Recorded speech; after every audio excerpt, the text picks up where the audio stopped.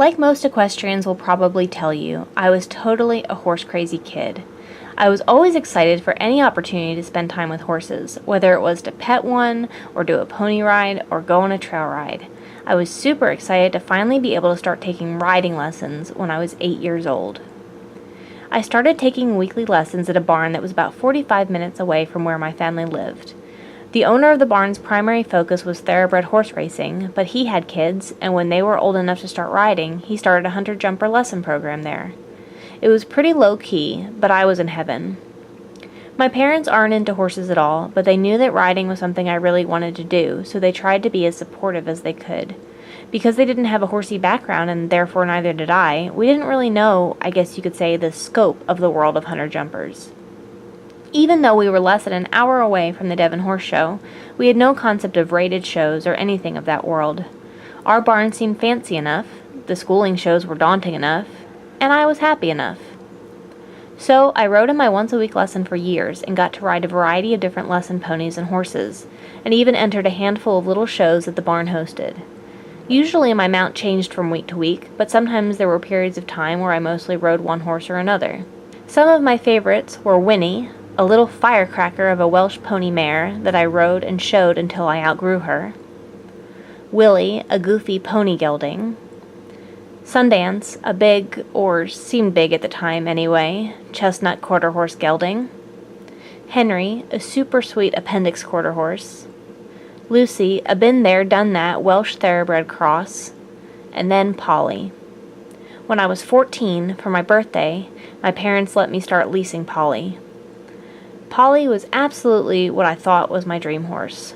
She was tall, beautiful, a thoroughbred, chestnut, and a mare.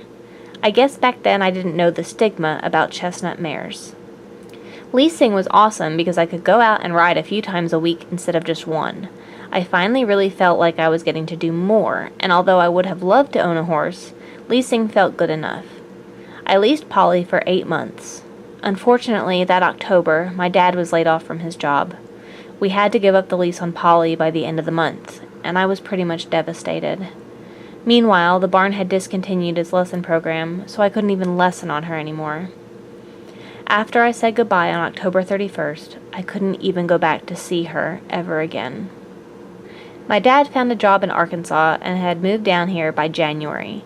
My mom found another lesson barn for me to ride at up north until we followed my dad down to Arkansas that summer. I wound up riding a few more different lesson horses and even entering a little show there. Unfortunately, it was on a gelding named Herbie Lovebug who would constantly bite and kick and buck. So you could say my last show wasn't exactly a pleasant experience. Then we moved to Arkansas. Like I said, my dad moved down here first, and he started scouting out things for us like a house, a school for me to go to, and of course a barn. But as non-horsey as he is, my dad didn't really understand the different types of riding besides just English versus Western. So my dad found a stable that a co-worker's daughter rode at, but it was an eventing facility, not a hunter-jumper barn. This wasn't really a problem for 15-year-old me because I was much braver then and open to anything. I was just excited because my parents had told me that when we moved to Arkansas, the higher income my dad would be making plus the lower cost of living meant that they would finally be able to buy me a horse. No more riding random lesson horses, no more leasing, no more getting attached and then having to say goodbye. I started riding with the trainer at the eventing barn right after we moved, and she was in charge of helping us find a horse to buy. She asked what type of horse I'd been riding up north, so I described Polly, a tall, off-the-track thoroughbred who loved to jump. So my trainer found me a tall, off-the-track thoroughbred who loved to jump. That was Cowboy. Unfortunately, Cowboy was fresh off the track, still very green, and way too much horse for me. I fell off and broke my tailbone one of my first few times riding him, and decided to pass. Besides riding Cowboy, I'd been riding my trainer's horse Satyr, or Say for short. He was a big thoroughbred Shire cross. I got along with him very well, so my trainer decided to check with his breeder to see if maybe she had something similar for sale. Say's breeder did have 2 horses for sale, 2 half-sisters of Satyrs, a 4-year-old gray mare and a 5-year-old chestnut mare. The 4-year-old was pretty green, like Cowboy, but the 5-year-old already had some eventing experience, so she was the one my trainer and I were most interested in. Of course, because of Polly, I also had a soft spot for chestnut mares. So I gave her a try and really liked her. My mind was made up.